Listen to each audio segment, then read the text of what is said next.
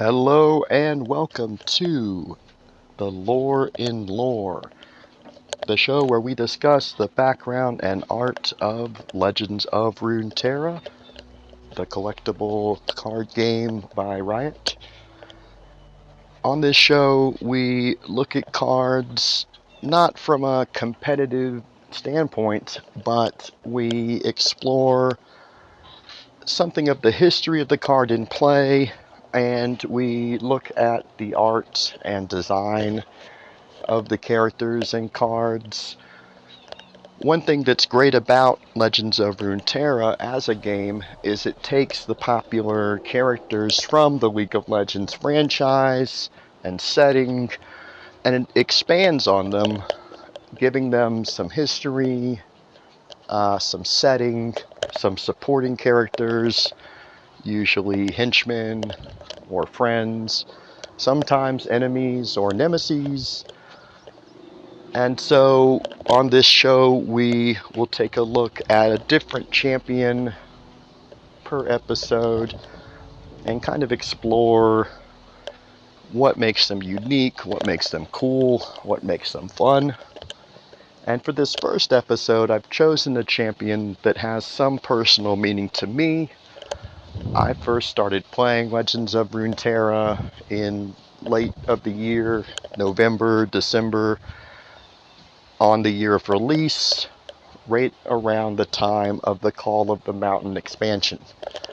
In this expansion, Tahm Kench was released for Bilgewater.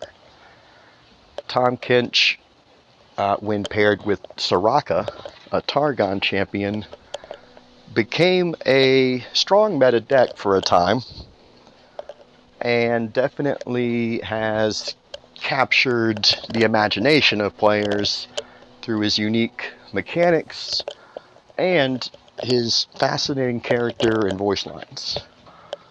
So we're going to start with him on this episode. This was the first champion I ever crafted when I started playing. I got a copy of him in an expedition game. I got a copy of Star Springs. I had no idea that this was actually a meta pairing. I just thought it was the coolest combination ever. And when I got the shards, I crafted him immediately and started playing. So, as my, what you could call first champion, Tahm Kench has a special place in my heart. So I thought it was appropriate to begin here with him. So Tahm Kench, the champion in Legends of Runeterra, is a 4-mana 2/6. Has the special rule, round start, create an acquired taste in hand. Acquired taste is a spell. We'll come back to that in just a moment. He levels up when he captures 3 units. When leveled up, he obliterates any captured enemies, releases any captured allies. His level 2 ability, essentially the same. Still creates the acquired taste. On attack, he obliterates any captured enemies and releases any allies. I wanted to take a look at the art on this card. As we can see here, Tahm Kench, he's leaning over a table. He's got a pen in his hand. There's a contract on the table. He's handing the pen over to the viewer from the perspective of the art. Tahm here, you can see the whole aesthetic that is developed in Tahm's thematic package, his card package in this card. He's got a battered little top hat on. He's got a purple, maybe velvet vest with a gold buckle. He definitely looks sinister. There's some kind of sinister glowing lights in the background. There are these thugs behind him, his henchmen. One's a hammerhead shark man. Another is some kind of different kind of shark man. You know, he's definitely an underworld figure, a kingpin, a Godfather type character, a deal maker, a deal you can't refuse maker. Great art. This is from 6 More Vodka, probably LoR's most prolific contributing studio or artist. And so this is an interesting card because we can see the deal being made in his level 1 design, right? So then when we go to his level 2 leveled up version, this is the outcome. This is the aftermath. This is just a great piece of art in general. Tahm Kench now lounging, leaning back in a plush booth at a restaurant. He's got a huge meal spread out before him with wine, fish, lobster. But it looks like he's essentially done with his meal. He's picking his teeth and he's trying to dislodge a belt. Like someone's belt. And there's an empty boot on the table as well, which totally fits in with Tahm Kench's theme and mechanics of just swallowing people, just eating them. It's a horrifying illustration, but it's absolutely fantastic and absolutely on point to the character.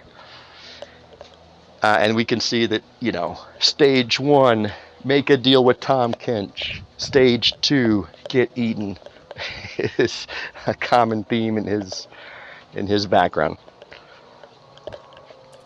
His spell that he generates, an acquired taste. This is 2 mana slow speed spell. Tahm Kench swallows an enemy unit. It strikes him, then he captures it. This spell is essentially what Tahm Kench does in the game. He captures an enemy unit, or in the flavor, he swallows it. It damages him on the way down, and it's stuck there until he either levels up and obliterates it, or if you somehow manage to clear Tahm Kench off the board, the unit can escape and get free again. The art is cool. It's maybe the last thing the deal maker, the signer of the contract would see in between his level 1 and level 2 art. It's Tom's face leering into the camera directly. It's got like a fish-eye lens perspective. His tongue is hugely in focus. His mouth behind it. He looks very cheerful, as he always does. The quote is from Tahm Kench himself. "You had a chance to walk away. Instead, you're the fool who let me in." So once again, reinforcing Tahm Kench's status or role as a person who makes deals with the unwary or the unwise. And judging from the text background, these seem to have a sort of ironic twist or ironic punishment, these deals, as in you might get what you want, but then it winds up not actually being what you wanted at all, or you get what you want, but it's cruelly taken from you. That's Tahm Kench, yeah. Tahm, when he was released, came with several followers, several non-champion units that kind of represent his place in the setting, kind of represent who he is and who he associates with. They're all underworld figures, criminals mostly, but the first 2 we're going to look at are actually boxers, kind of older, washed-up boxers from the descriptions here. The first card is Crusty Codger. It's a 1 mana 2/4 with the effect on play, deal 2 to me. So for most intents, this is going to be a 1 mana 2/2, which is fine. It's a respectable stat line. It's not great. Occasionally, you might pull this card from a random summon a 1-cost unit effect, in which case this card is fantastic. Getting a 2/4 as a random 1-drop is actually amazing. There's no way to plan for that or to guarantee you'll get that, but that's probably where this card shines if you could say that it ever does. The dealing damage on play is, in theory, has some use in like a Vlad deck where you want to damage your own units, or possibly something like a Swain deck. This is technically non-combat damage, or even a Scargrounds deck where it would gain toughness and a +1 power on play. None of those decks were ever meta, so this card didn't see a whole lot of use. Occasionally it was in the Tahm Kench Soraka deck. What I find most interesting is the actual art of the card. So Krusty Codger is actually a boxer that is also a scorpion, for those who didn't know. He's got 2 boxing gloves on 2 of his arms, claws, and a boxing glove on his tail, which is actually pretty ineffective because the spike of the tail is actually poking right through the glove. He's wearing like a leather fisherman's cap. He's got big bushy gray eyebrows, whiskers, like he's an older guy, older boxer. In the foreground, you can see tentacles on the ground with boxing gloves on them. And this is a reference to the Krusty Codger's rival, Pablo, or more commonly known as the Boxtopus, which is our next card. Boxtopus is another boxing character, as from the name, a boxing octopus. Boxtopus is a 2-mana 3/4 with Challenger and the play effect deal 3 to me, making him typically a 2-mana 3/1. However, it's worth noting that this card almost broke the game at one point. When Aphelios was released shortly after Call of the Mountain, Aphelios' Crescendum weapon, it originally was a 2-mana slow spell that summoned a 2-cost follower from your deck, instead of, as it is now, a random 2-cost follower, which meant you could stack your deck by only having Boxtopus as your only 2-drop follower, meaning you would guarantee to summon it with Crescendum, and because it was summoned, not played, it would bypass the self-damage from the play effect and come into play as a 3/4 with Challenger. This was huge. As you can imagine, 4 health, 3 power Challenger, effectively 2 mana, was just a tempo play that shut down so many decks at the time. We can see this similar effect in the card that was just recently nerfed in Demacia, which was a 2-mana Challenger with Formidable 0/3 Petricite Broadwing. This card originally had Challenger on play, and just something about having a 2-mana Challenger with 3 attack and 3 or 4 toughness just made it oppressive. Both of these cards were nerfed for good reason. Boxtopus wasn't technically nerfed, but Crescendum was, making it far less reliable, which at least nerfed that particular interaction. But for a time, Boxtopus terrorized the meta. The Boxtopus card art is also pretty cool. Like, he's got a mustache, he's got a swollen eye with a patch on it. He's got a whole bunch of tentacles with boxing gloves, and the perspective is coming at him from the Krusty Codger's point of view now. You can see the Codger kind of looming over the foreground of the camera, coming at Pablo. So this is a great way of showcasing the rivalry between these two cards and just really adding some character to the cards that just make it more fun to play them. Their voice lines are great as well. Just a great card. And it's still a good card. I mean, a 3-1 challenger for 2 mana, still nothing to sneeze at. It's not meta, but it's by no means a bad card. The next follower we're looking at is Fortune Croaker. 2 mana, 2/3. Play to deal 1 to me, and an ally to draw 1.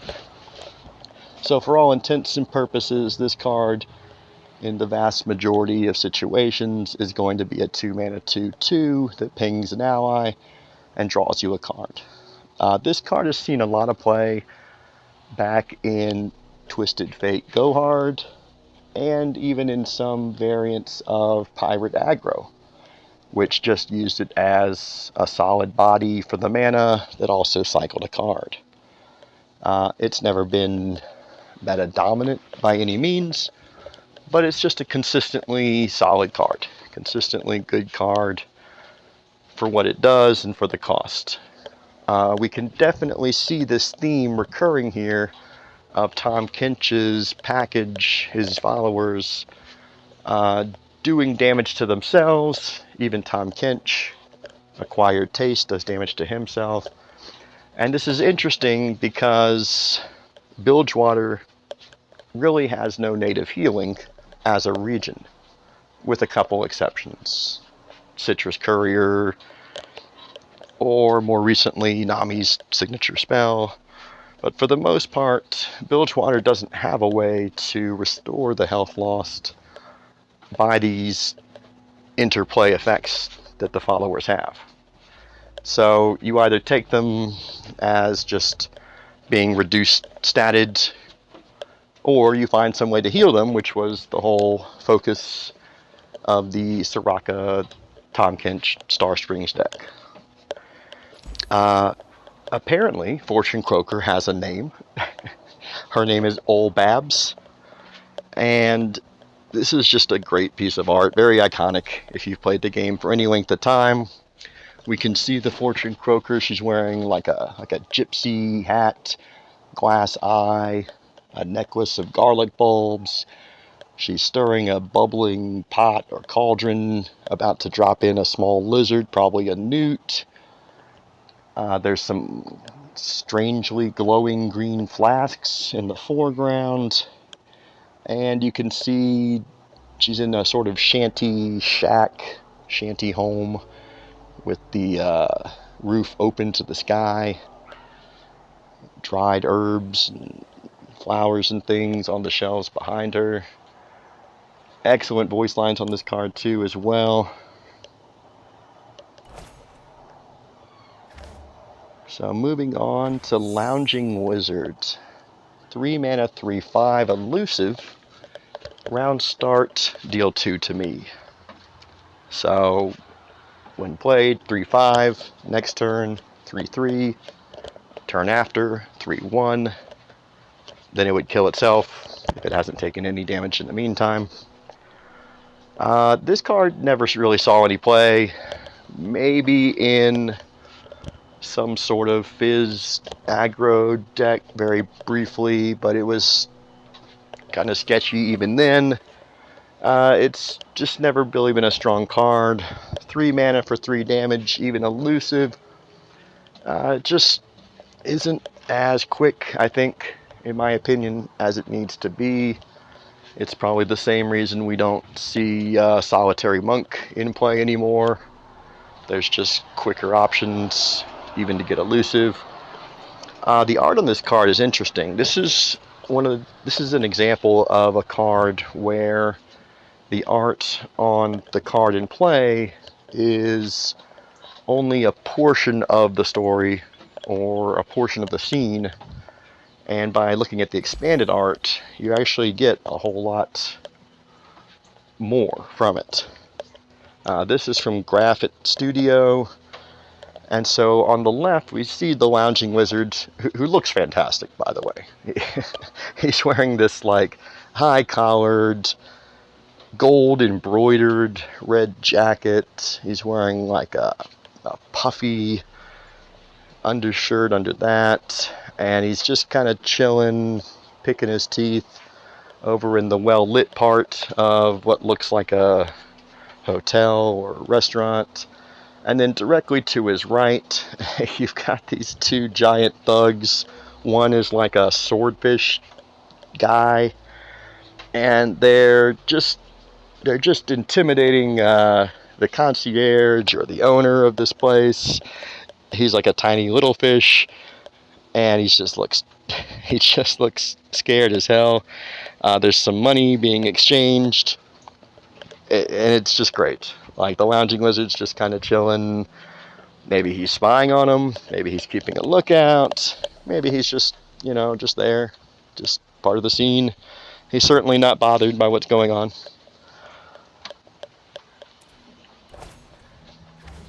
Alright, next up, Jack the Winner. 5 mana, 5/5, with the effect round start, create a sleep with the fishes in hand.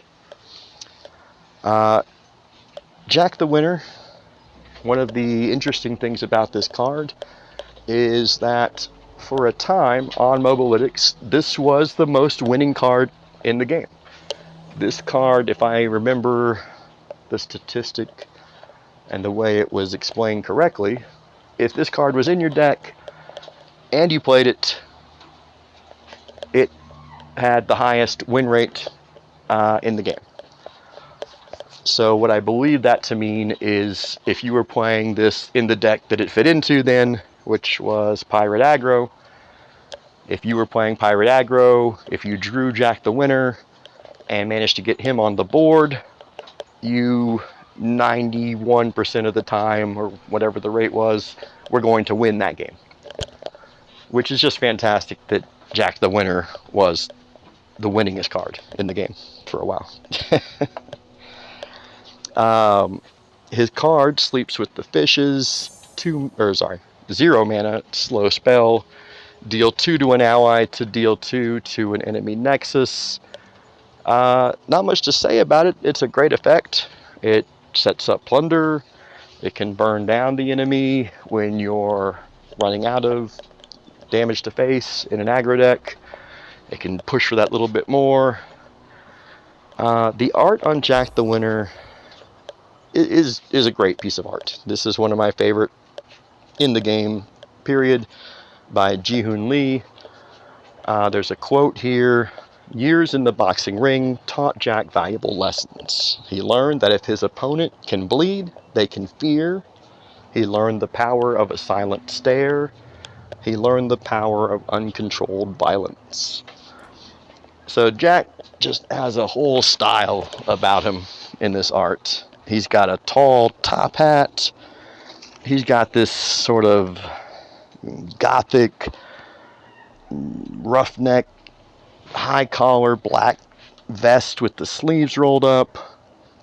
He's got coiling tentacle tattoos, probably indicating his worship or affiliation with Nagakaboros.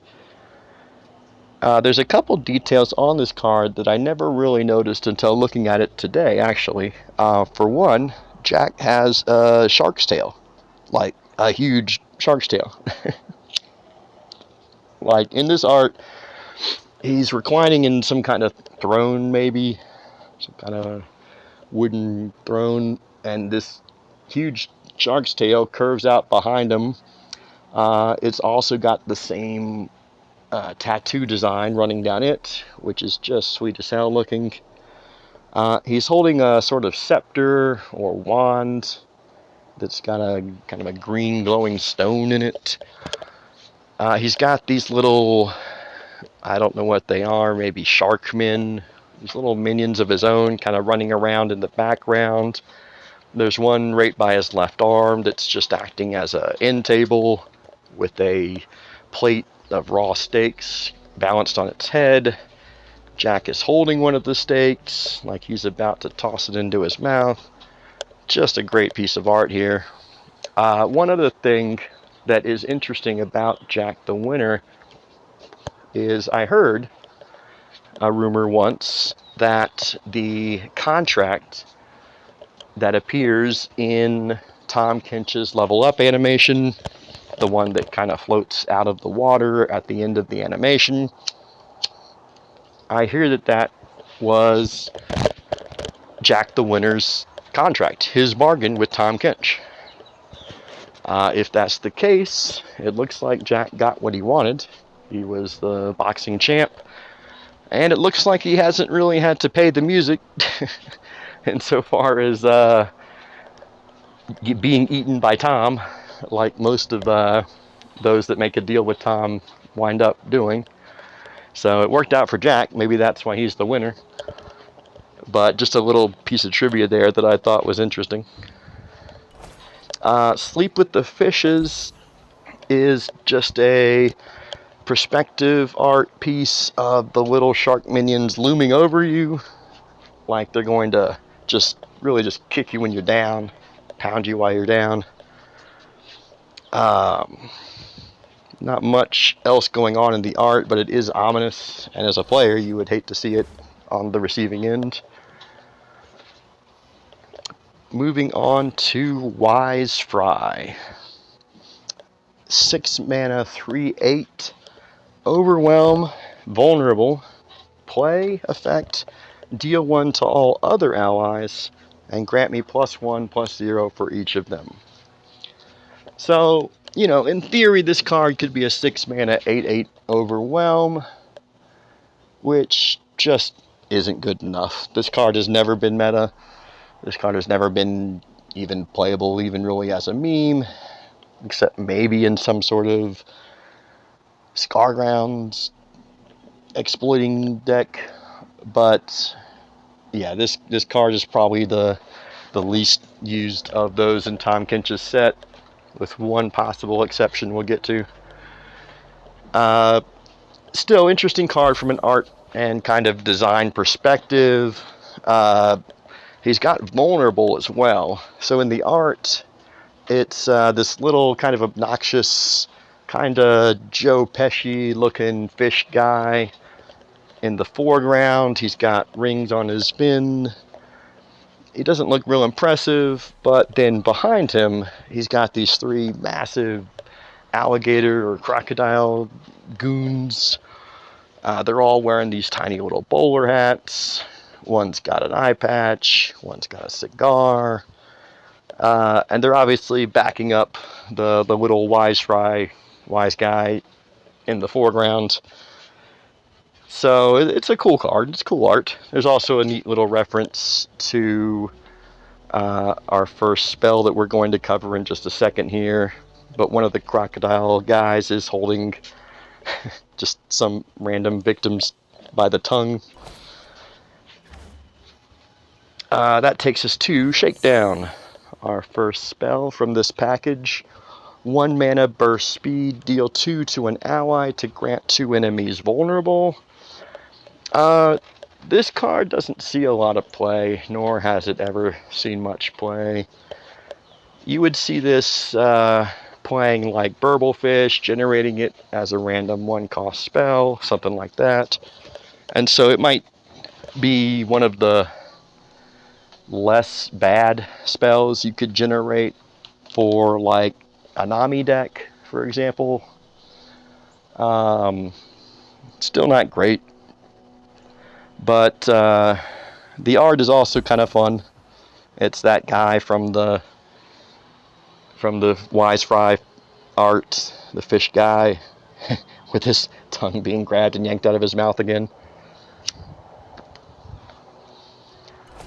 Next spell is Bayou Brunch. Bayou Brunch is also Tahm Kench's signature spell, and this goes down as being one of the least useful and least played signature spells in the game. As a 3 mana slow speed spell, an ally captures another ally and gains the captured ally stats. It seems like this could have some utility. I mean, Tahm Kench or whoever could capture like a Boxtopus, gain 3 power, 1 toughness. Then when it gets released from being captured, it pops back out as it's healed 3/4 because it's been summoned now instead of played. I mean, it seems like there's some synergy there with the other cards in the package, but I think it's really hampered by being slow and kind of dependent on Tahm Kench himself. Otherwise, you have no reliable way of getting the captured ally back. And even then, the benefit of getting the captured ally back is rarely going to be worth just taking it off the board altogether until you can kill or remove the capturing unit. Maybe as a focus speed spell this might be useful, but really the only way this sees play is if you have a Tahm Kench in play, you draw another one, and you're 2 out of 3 from leveling him. Sometimes it's just an effective move just to push for his level up immediately by capturing some ally, because in that case you'd get the ally right back, he'd obliterate the enemies he's captured. Otherwise, there's some fun meme uses for this, but it's never been competitive. And finally, we've got a card here, a spell card, that I had no idea was in Tahm Kench's collection, in Tahm Kench's thematic package of cards. I thought this card came out prior in Rising Tides, but the card is Sunk Cost. 8 mana, place a unit or landmark into its deck. Again, this is a card that never really sees play. Small, closet cases where it might get randomly generated from another spell or effect. Other than that, there's no reason you'd really ever want to main deck this, which is a shame because this is actually a pretty unique form of removal. It's a pretty hard form of removal that bypasses some restrictions. Like, there are times when you want to remove a unit without killing it.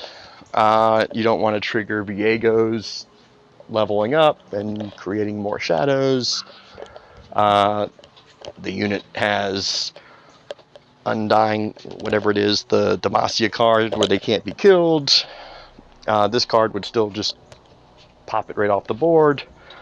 Even Will of Ionia might not be effective in some cases. The enemy can just replay the unit. This essentially gets rid of a card off the board for good, for all intents and purposes. The problem is it's both more expensive than Vengeance and slow. And traditionally, Bilgewater either has, ways to damage enemy units, or it's just paired with a region that can better remove something. Sunk Cost has just never been an effective option. But what's interesting is it does have a Tahm Kench quote. That is what makes Sunk Cost a Tahm Kench spell here. Quote, "Now I delivered to you exactly what you wanted, friend. I never said it would last forever." And the art here is of a sunken ship, sunk to the bottom of the ocean. We've got a little more time, so one thing I just want to finally address here before we go is this is a topic that comes up once in a while for debate. I think it's obvious Tahm Kench is a demon. We know that from the background. But he's obviously a catfish demon. He's got the little catfish tentacles or whiskers on his face. He is the River King, one of his titles. He's, definitely a sort of Mississippi River down south theme and accent. So I just want to state once and for all, settle this forever, Tahm Kench, catfish demon. All right, everybody, thank you. That was another episode of Lore in Lore, the show about the art and background of Legends of Runeterra.